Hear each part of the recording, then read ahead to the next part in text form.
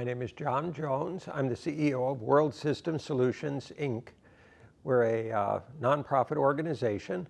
We're focused on bringing conscious collaboration to the world via whatever architectures, whatever information systems architectures we can produce. We're utilizing AI, and we're hoping that our Phoenix platform will become a test bed for incubation of artificial intelligence, artificial general intelligence, hopefully one day artificial general consciousness. Our intention is service to the world. Our superordinate goals are reharmonization with the planet, sustainability, and renewal. And we utilize those goals to inform all of our decisions, our systems development, our organizational process, internal and external organization, education. We run various programs. We have our SURF program, which brings together transdisciplinary experts of various kinds to help ideate on solutions to the climate crisis. We have our our Empower Ed program, which is designed to transform education globally into a dynamic of transdisciplinary capacity that will help future generations solve the climate crisis. And we hope to offer here, and as well as to gain understanding as to the current moment of approach to artificial general intelligence that is being taken at this time. We hope to be supportive and helpful to SingularityNET in any way we can. It's a fabulous organization. We're happy to be here. We're in great gratitude for being invited. And that's probably. Thanks, John. He explained it well. My name's Amie Rafter, and I'm the VP of Operations for World System Solutions. And just to build on what John said, our intention is through conscious collaboration to develop a support platform for the world that will require collaboration by any and all willing to participate in the idea that we need to make a more sustainable life process for humanity that's reharmonized with the natural world. So technology being at the forefront of that, of course, of the conversation and how it intersects with some of the existential crises that we're in, and also the redesign of education that's going to be required for humanity at every step of the way. So we're here to learn, we're here to serve and connect and find anyone that we would be able to collaborate with that would want to be moving in that same direction. And we feel very aligned with Ben's intentions to create something beneficial for the world and a positive future for humanity.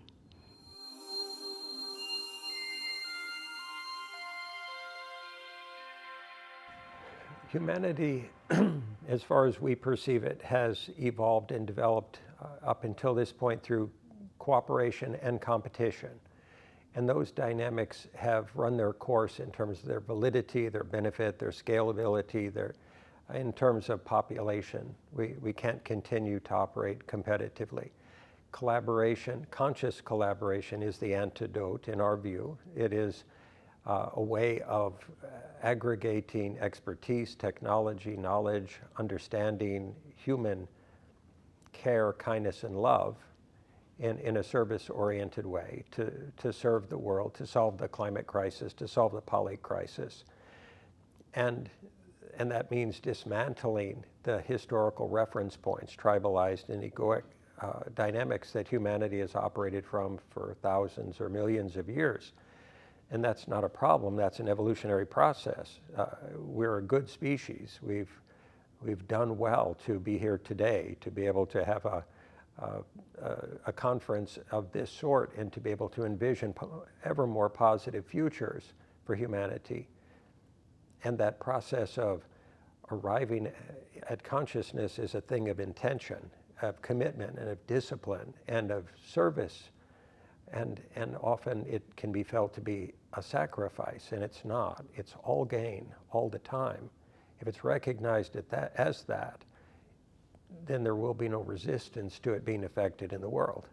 And we simply hope to foster it and to ensure that it's fully supported by every technology that we can bring together. Yeah, if I can add just a little bit. I mean, in its simplest form, the practice of conscious collaboration is a requirement of moving beyond self-interest into something greater than oneself to serve, and to truly choose in one's entire being to do so. So, fostering that is, to John's point, first step is intention and choice, and then it's truly a evolutionary process. It's not a one and done situation. So how we facilitate that is key, and how we move that through by really, again, dismantling our histories, because as we grow and we expand, if we hold on to this idea as individuals we've been doing things wrong, or there's guilt, shame, blame, non-acceptance, non-forgiveness, all these things, it's limiting our creative capacity to be together. And also if we're attached to our own prior identities, so of who we are in a positionality as someone else, that creates this dynamic of tribalism, which is there's a bad other, or a threat on the other side of the table through our differences of some sort, right?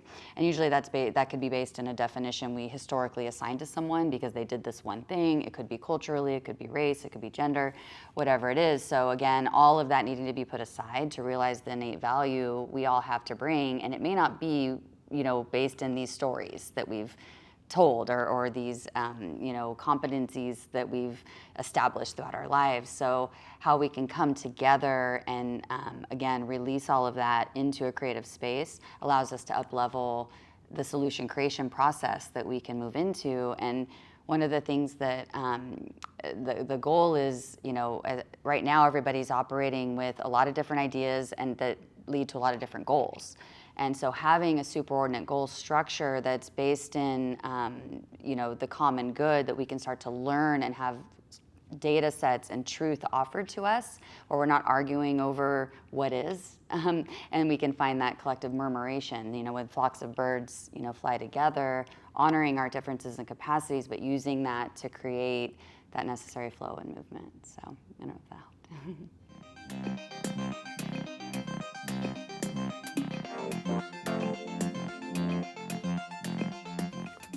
By and large, human beings are conditioned by their parents, by their cultures, by their organizations, and they embody those lenses that they arrive at, that they construct for themselves, and then they look at the world through the lenses of either that are conditioned into their systems or that they cobble together for themselves throughout their lifetimes.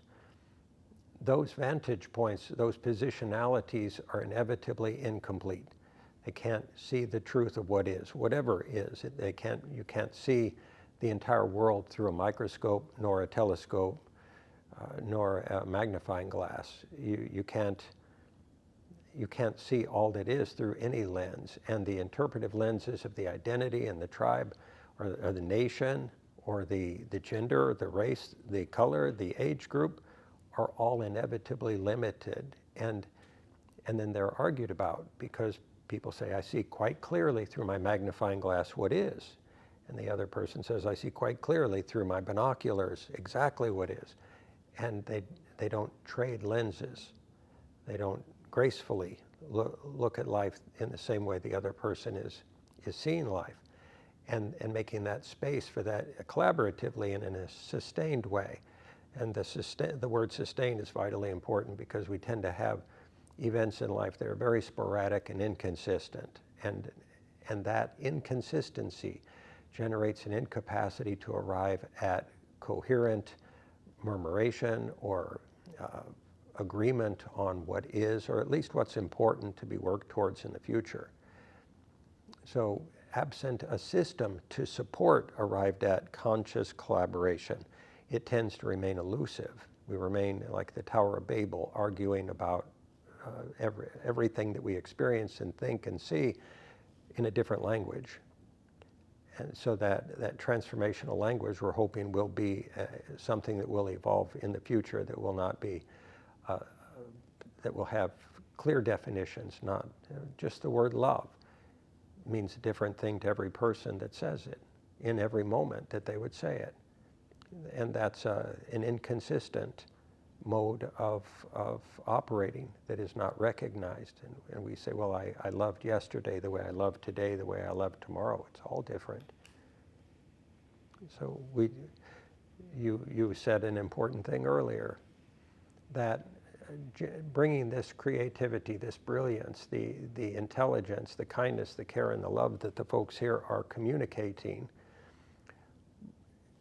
we could encapsulate it, we could record it, and then we could redistribute it. We would suggest that its timely circulation in sync with the rest of the world and their needs is effectable, and perhaps only through AGI that could be aware of that need and deliver it in a real-time way. And so that's one reason that we are having such hope and faith that AGI will arrive, that it will emerge as a product of the collective goodness of humanity, of our species. Yeah, I wanted to comment on something you said, Haley, about that we're the same. And what's interesting is in essence, we're also very different, and that people generally, John made the point of like the conditioning that kind of builds, these perspectives and the non-sustained collaboration, that it's really about moving out of like attachment and aversion. So it's not about necessarily saying, hey, we all agree. If we can all agree on that we don't know, that there's a lot we don't know, I think so much is born out of challenging what we perceive as our truths. And so, and I think that's where the sameness comes in you're speaking of, because if, over time we build a set of beliefs in our system about something that we want or what's optimal for others, or how the world should look. And that's, we forget that that's an individual belief-driven process. And as beliefs exist in our system long enough, they become truths to us. And to John's point, we're all wearing a different pair of glasses. Like one person's truth is not another. And again, if you don't have a structured system that, just like we're looking at AGI development now, that says, okay, we can all agree we're operating from these different truths. Can we come together? Can we collaborate on this superordinate dynamic of what we're really looking at? And what are the potentials within that? And how do we create it in a way that is of an optimal service, and also have the technology interact with us relationally to help us down that path? So that it's this moment by moment, like being open to the rebuilding of our own truths into something that we might never have thought possible, and that it's integrous, and it's, not via a self-interest dynamic, that it really is of open service that may require sacrifice in the short term from us. And what are we willing to put aside for a better future for all? So that's such an important, piece, that like, one thing in our organization is, aversion can't exist. You can't say you almost have to say, who would I not work with? And that's who you need to go try to work with. And that's conscious collaboration, is opening so much of that difference to say, however that person's personality is, whatever their belief structure is, they have something to offer to this equation that without it, we're not moving forward, because it's going to be tribal still. So that's breaking down those barriers and being hyper aware of them and being self-reflective in them, I think, is such a part of the development process. And where so many interesting conversations are happening here that are, people are trying to integrate with each other in those belief systems, which is such a beautiful thing. And to John's point, how do we sustain that? How do we and become more inclusive, and going even and outside of the tech space, and to all the stakeholders present, to bring in those perspectives and have that integration and creation of new evolving truths that then supported through this AGI development. So, yeah.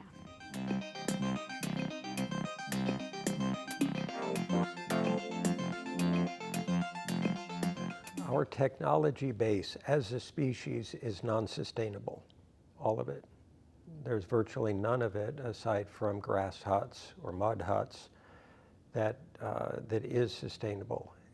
Much of what we develop pollutes the world, or is not recyclable by the world. It can be digested by the planet.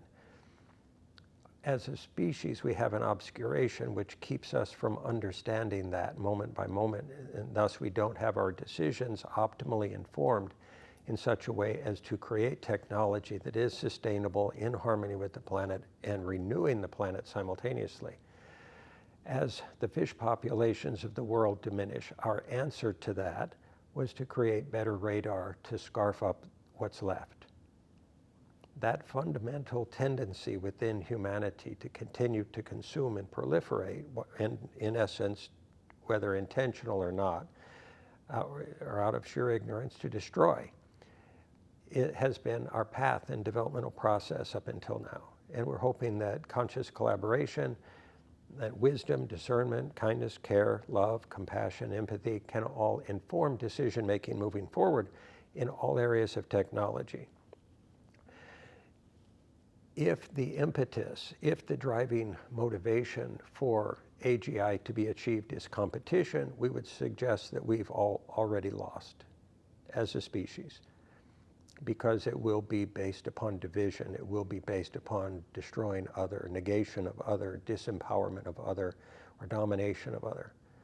So we would just suggest that if AGI is arrived at from love, kindness, care, compassion, and consciousness, and wisdom and discernment, that it will be a gift to the world, all of the world, every species and the planet itself, and necessarily so.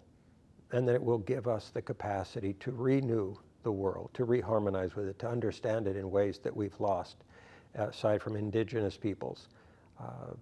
Modernity has supplanted our understanding as a frame of reference in decision making, and it's now driving technological result. So we would hope that AGI, or artificial general consciousness, would be a result of committed conscious intention for service to everyone as equals. Every human being and every species in the world is equals, and the planet itself. And we feel that there is no other mechanism, no other technology that humanity has arrived at as of yet that has the capacity to support macro and micro decision making, global and local decision making in a well-coordinated, well-orchestrated, synchronized, and optimally transformational way in order to help us refine ourselves and our relationship with the world. So we have high hopes, we have absolute faith that that will be the case, and there are many competing inertias, tribally, energetically, emotionally, socially, politically, economically, simply to say that AGI should be something that's utilized to make money is in and of itself to take away from its potential, to diminish it from what it could potentially be and how it could be potentially applied. So we hope, and we see in SingularityNET the brilliance, the kindness, the care, the love, the intention for AGI to be a gift, a soothing balm for the planet and for humanity, to help us heal our pasts and resolve to build a collectively graceful future that works for everyone. And we have faith that will be. That was so good. I have a couple other comments about that, because the concept of repairing environmental damage, like what I feel that, and John was pointing to this need for humanity to have solutions and education provided to it is a first step, right? It's having, again, a high capacity solutions generation paradigm towards a sustainable and regenerative environment situation. I feel it's possible it would offer us that, and that's a great thing. The question is also, and again, John was pointing to that, it needs to evolve us as humans, because no matter what information we're given, and which the reality is we have the technology and the information today to solve the ecosystem challenges that we have. We do, they exist. and we choose not to. I mean, children starve, Ben spoke of this yesterday. There's atrocities happening all over the world that most of us would think unthinkable, and we're letting them occur, and the term bad actor, as it's stated often, there's obvious examples of that, and at some point we all have to all accept that we are operating from conflicting values in our own systems just by living in the modern world, that we're all making choices every day of what we do and what we don't do, and what we allow to happen in this world in terms of harms.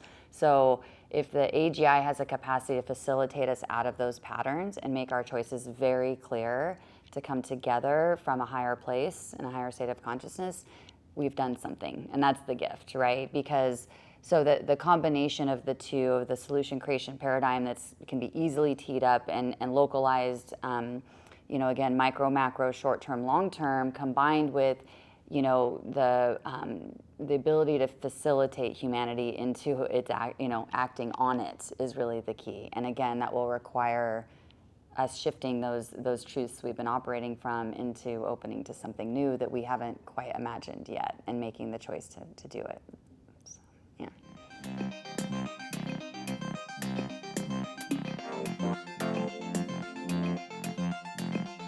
Generate an incubator for AGI, a holistic global effort where every nation is represented, every gender is represented, every age group is represented, and participative in the process and the decisions that from which it emerges or arises. And right now in our world, OpenAI is looking for $7 trillion to accelerate its potential AGI efforts. And we would suggest that that's not a holistic approach. If folks that are developing AGI understand first their oneness with everyone else, their oneness with nature, their oneness with every species, their oneness with every age group, race, gender, etc., and then move and decide and learn and co-create from that vantage point in that space, then what emerges from that will be good, because it will be based upon recognized oneness that leads inevitably to love for everyone and everything. So if that space is designed, architected, intended with absolute single-pointed focus, no matter what the environmental pressures, no matter what the competitive pressures, if that standard is held throughout the entire life cycle of evolution and development of AGI, then the result will be wonderful. And it's our hope that AGI will help us be able to speak the same language and understand each other. And if we hold that as a goal for AGI, that even English to English or Spanish to Spanish or German to German speakers would be translated by the AI, then we gain the capacity to understand one another, synchronize our efforts, work together optimally, and generate something good.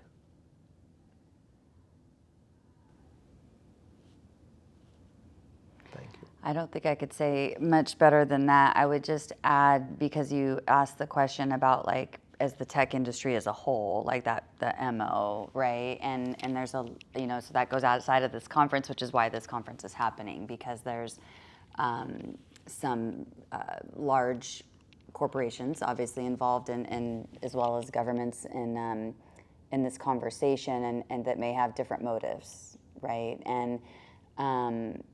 And so how do we affect that? How do, and is that, that's not an easy switch to flip, right? When there's a lot of ingrained valued systems around why they would be approaching it in the way they are. And what I feel just strongly goes back to the original concept that if we get enough minds collaborating, there's a lot of amazing people here, and with a sustained collaborative effort that says we're going to stay united in this conversation and choose to collaborate consciously, around, where this needs to go, then I do feel there's like a natural expansive energy that the world could be educated on, that would shine a light on the non-optimal trajectories of these others, and then even potentially create a collaborative opportunity with them. The current economic system isn't supporting that, candidly. And if we value our current economic paradigm and sustaining it more than we value our own species survival, we could be in trouble. So I feel strongly, and the beauty of this conference is that people want good things to happen, and they don't want that to occur, and they're willing to go outside of those paradigms. So if we can sustain that energy, then I think we have a beautiful opportunity to make change.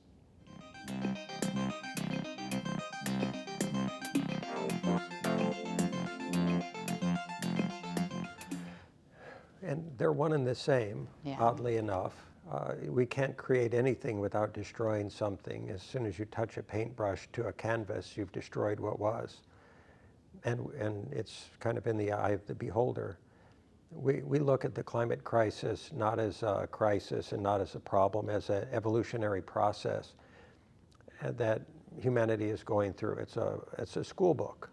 And as long as we're willing to read it well and study it and understand from it, then we will make wise decisions as a result. We'll evolve. Our unwillingness to do so, our reticence that would hold us back from arriving at those new wise understandings individually and collectively, it's our free will right to not learn, if that's our choice as a species. If we didn't have the opportunity that AGI is offering as a solution to our history, to help us transcend our prior choices and their effects and implications, then we might lose hope. We might simply see a degradation of the environment around us and collapse along with it. And that said, as long as we are mindful and wise enough, heart-wise and intelligent enough to meet this challenge, or all of the challenges of the polycrisis, which goes beyond climate,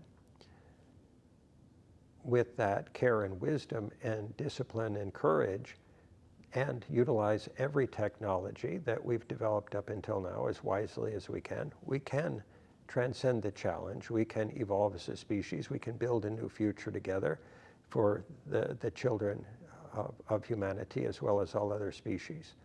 It is quite feasibly accomplished. It's vital that people hold the faith that that can be the future foremost in their hearts and minds, and apply that wisdom that arises from that faith to all of their technological developmental decisions.